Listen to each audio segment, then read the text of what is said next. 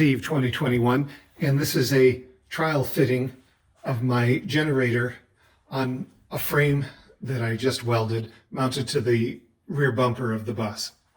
I still have to add walls to it to make it more weatherproof, to add some sound insulation, and to make it less attractive to thieves. Using an angle grinder with a cutting disc in it, I was able to cut down the piece of sheet metal I took off from the bus's ceiling into this more manageable rectangle. I hope to use it to clad two sides of the cage I'm building for the generator. I've got 4 bolts holding it in place. I chose to use one piece instead of 2 for added strength, and hope I'll be able to beat it into submission, wrapping this piece around the corner till it's flat against the other side. I use the angle grinder gently to score a line along the edge here, hoping it would encourage the metal to bend at that point. We'll see how that works. My "don't force it, use a bigger hammer" approach seems mostly to have worked in getting the edge bent over. It's not precisely lined up the way I would like it. I'm having to force it into position using clamps. Let's see whether when I add the bolts I can get it to settle down. Well, this is not an example of precision metal fabrication, to say the least. But it's on, and I think it'll do what it's supposed to. I've got a couple strips of wood along the bottom for the wheels of the generator to roll onto. I'm going to be making a plywood drawbridge for the door so I can roll the generator out for service, and I'm going to be making a plywood top. I want to deter thieves, but so far it looks like they could just take a screwdriver and unscrew the bolt on the outside. The fix I have in mind is to sandwich a lock washer in between 2 nuts on the inside. I'll take a moment and tighten these now. That seems to have worked. If a thief took a screwdriver and turned the bolt on the outside, it would just cause the whole assembly to spin, but it would remain in place. I'm using 1/2-inch plywood for the top and for the drawbridge door. It's not marine grade plywood, and I worry about it delaminating when exposed to water. This paint was recommended at the paint counter at Home Depot, and I'm hoping a few coats of it will afford a decent amount of protection. One of my goals with this bus build is to achieve a finished look, and part of that is avoiding having any exposed plywood edge grain. I'm hoping to achieve that by adding this 1/2-inch trim around any exposed edges.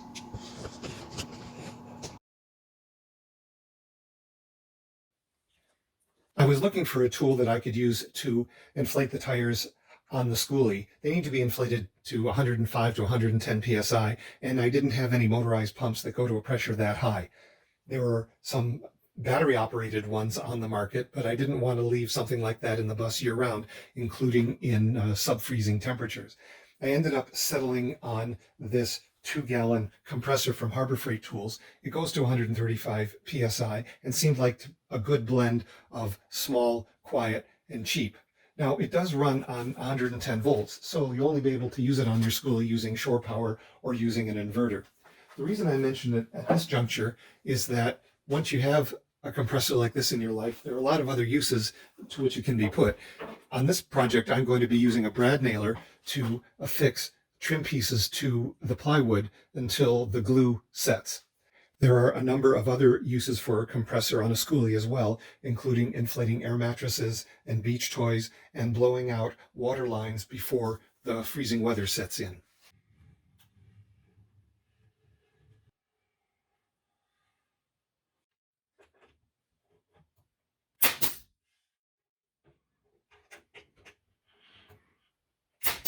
I've spent the last few days painting the wooden portions of the generator cage that I'm building. Shortly, I'll move on to painting the metal frame. The cage for the generator is coming along. I'm showing it here with the 2 sides removed.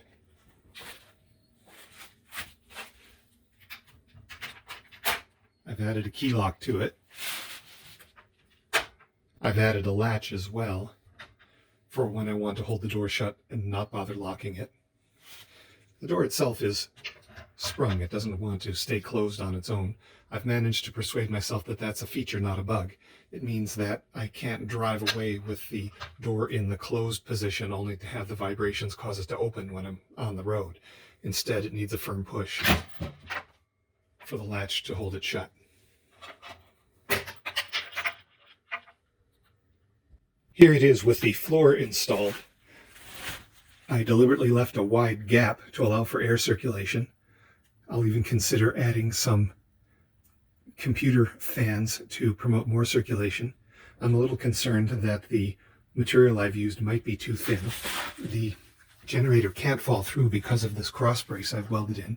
If this material turns out to be too thin, I'll just have to swap in 1/2-inch plywood.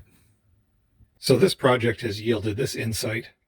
If you're building something new and you're only building one of it, then you're making a prototype. And prototypes generally suck. They just barely work as proof of concept so that the design can be infinitely refined before it goes into production. But I'm never going to make more than one of these. So here are all the parts of the generator cage loosely put together.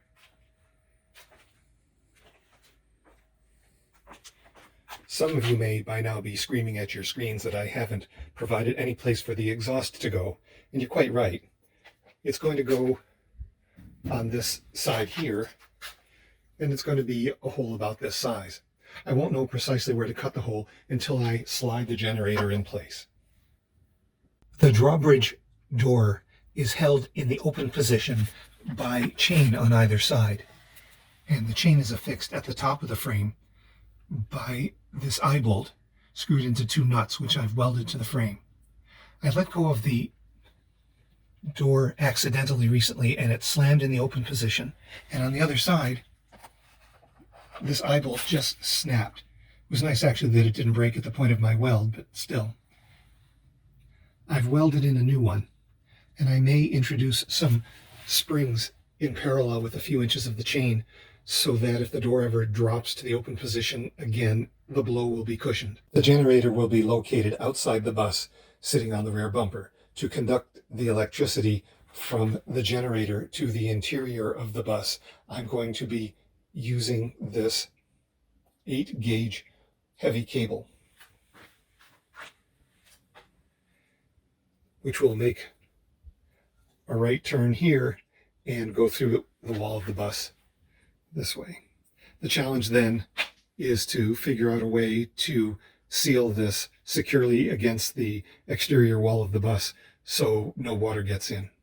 The problem is I see no way to attach fasteners to this, at least in the form it came from the store.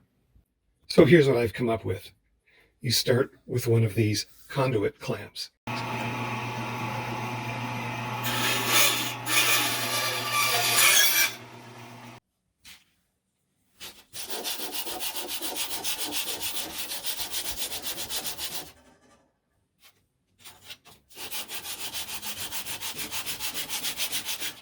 We want to get the surfaces flat. This gives us 2 PVC flanges, and we can use PVC cement to cement them on either side.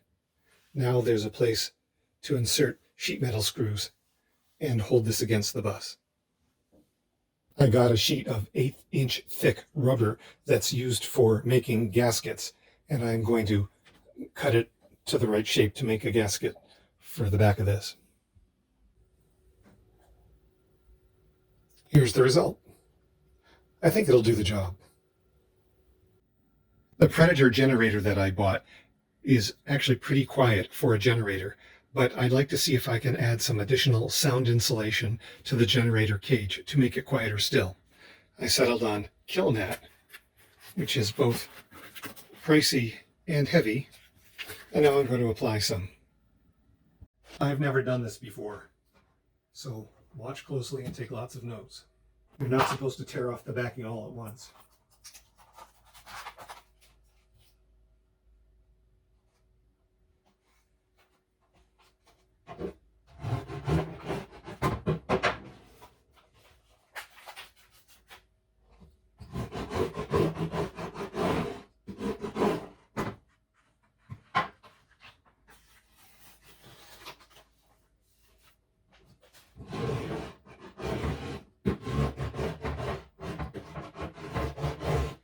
meant to make sure it's very flat so you can squeeze out any air bubbles.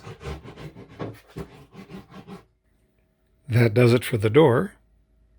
I'm going to put Kilnat on the long wall now, but not on the short wall, because I'm going to be cutting perhaps a 6-inch diameter exhaust vent in the short wall. I don't yet know the location, and I think I'd like to locate that before I add the Kilnat. Well, I've got the Kilnat installed on the long wall.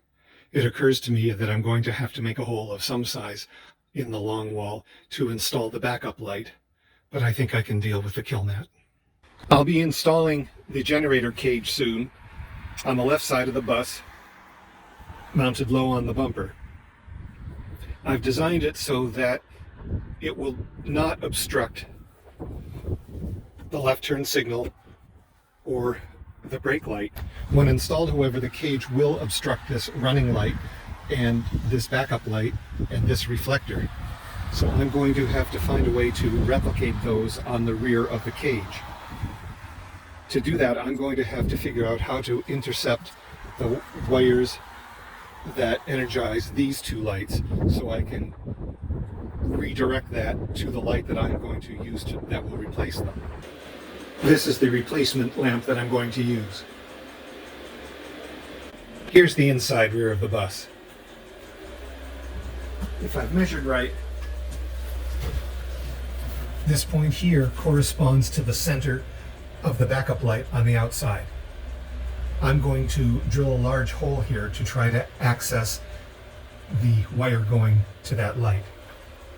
What could go wrong? It's a trivial matter to remove these wall panels by just unscrewing a bunch of Phillips screws on either side. But as I understand it, there's nothing comparable regarding the rear wall. It can't be removed without uninstalling the windows, if I understand. I've got the diesel heater running to take the chill off. It's minus 3 degrees Celsius outside and about 7.5 inside. It's about the best I'm going to do right now.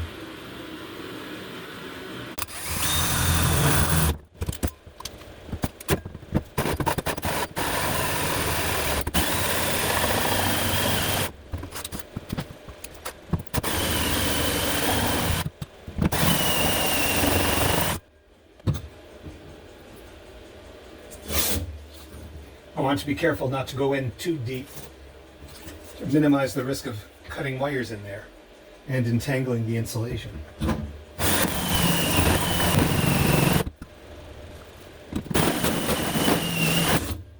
Oh, almost there.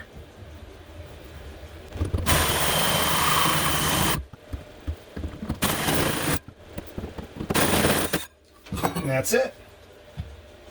Doesn't look like I wreaked too much havoc in there. This appears to be the wire connected to the backup light, and it appears to be intact. I can tap into this to power the new light that I'm adding on the back of the generator cage. The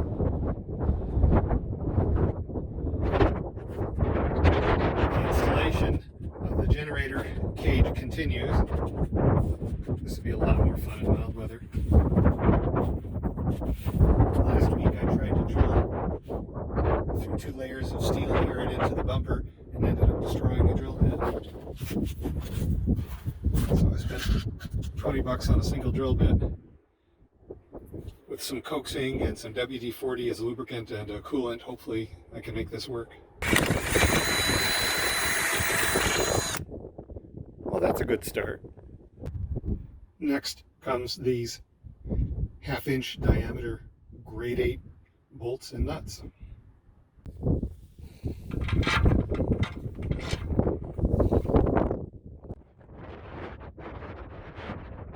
I need to cut a hole in the side of the generator cage for exhaust, roughly 6 inches in diameter.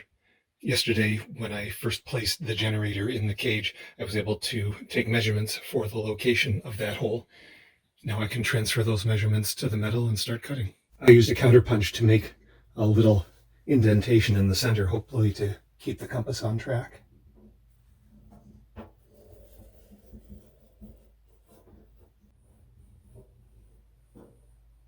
I suppose I could use tin snips, but I think the tool of choice is a powered jigsaw with a metal cutting blade. Boy, this is going to be loud.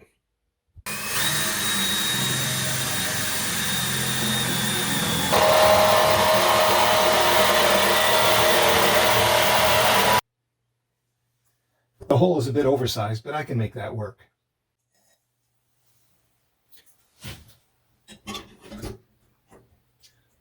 So far, so good.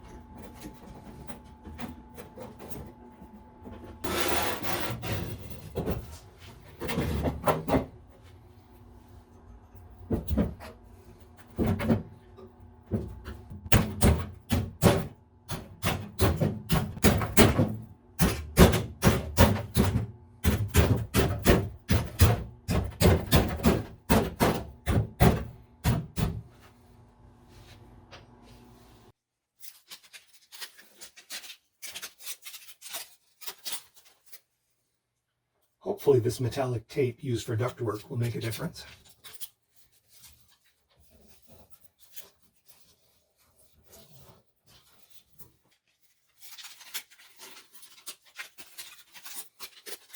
Nothing about this generator cage is airtight. There's a large opening at the bottom, and the back, facing the bus, is entirely open. I just want to direct the vast majority of the exhaust out this port. And once stationary, I anticipate I can put this elbow in place with a metal dryer vent hose and divert the exhaust well away from the bus. I've got kill mat soundproofing happening on this wall.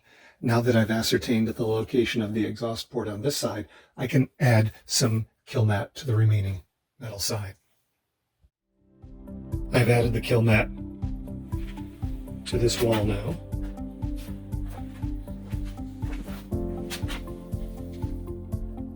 We're inching closer to being able to install this thing.